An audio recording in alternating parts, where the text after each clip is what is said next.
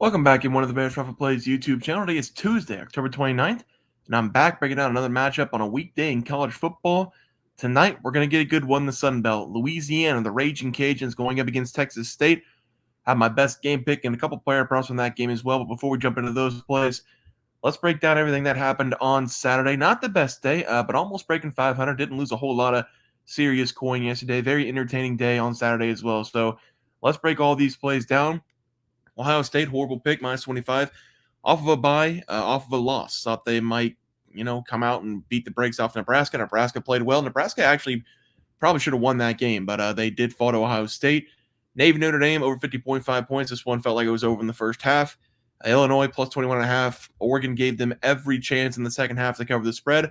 I think Oregon, I don't know if Oregon might have only scored 3 points in the second half, but Illinois, a lot of injuries, just right off the gate, didn't look like they were very competitive. So bad pick there as well. UCF money line got cute. BYU's undefeated. They're playing for the Big 12 title. I don't know. The line said minus 2.5 for UCF. Felt like it was weird. Went with UCF. Didn't work out. Alabama, though, got us back on track. Beat the brakes off of Missouri. Missouri didn't score any points. Brady Cook played. Pine played. Didn't matter. Neither of them effective against Alabama. Vanderbilt plus 17.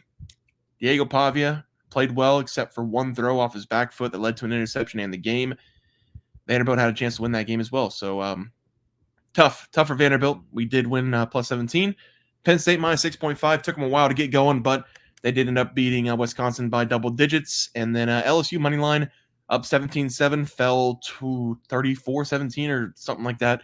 A&M second half dominated. And then this last game, Kansas State minus 9.5 against Kansas at Kansas State at 9 electric environment. Was a great game, but Kansas State played really bad. Kansas played also really bad. I don't know what's wrong with Daniels. 2 years ago, he would have been an NFL quarterback. Now he's not going to get drafted. So crazy transition for him. Tyler Warren, anytime touchdown against Wisconsin, had 2 touches inside the 3 of Wisconsin, both up the middle, and Wisconsin stopped them both times. So that was a tough one to lose. Another tough one to lose. Ryan Leonard had 165 yards in 3 quarters, not 2 quarters in 5 minutes, and then was pulled. So Notre Dame in the route, didn't play the fourth quarter. Diego Pavia did cash the over 40.5 rushing yards in the first half. So that was a big winner there. Here's an updated look at the leaderboard. 4 and 5 of the game picks, 1 and 2 on the player props. 22 and 23 last 7. Got to find a way to get off the pine here and start rolling with these weekday games. Last week wasn't great for the weekday games. Day before that, I think I swept every single day. So let's try to get back on the sweeping side of things. First play today in the Sun Belt. We got a big-time game in this conference. Louisiana going up against Texas State. Both these teams have been good on the year. Texas State kind of slipping right now over the last couple of games, but on the season, they have a winning record, 4 wins, 3 losses, only 1 loss in conference play.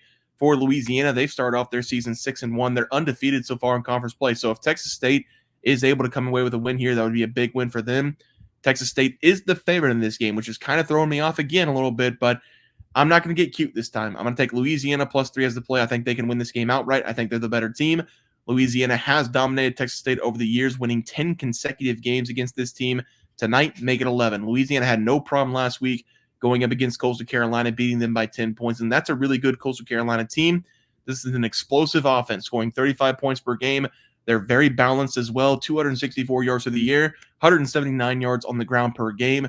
They've got a good quarterback. They've got good running backs. This is a good team. They're one of the best teams in the conference. The defense for Louisiana has also been pretty good, 22.9 points per game. Rushing defense is the only downfall of this squad, but that's really the only weakness. They have been really good everywhere else this season. They're a top 5 passing defense so far, but if they can find a way to stop the run against Texas State, they should win this game. But for Texas State, they also have an explosive team, 34.7 points per game. They've also very balanced this year, 275 yards for the air, 185 yards on the ground per game. Like I said, both these teams, they're very good this season. Both these teams are explosive.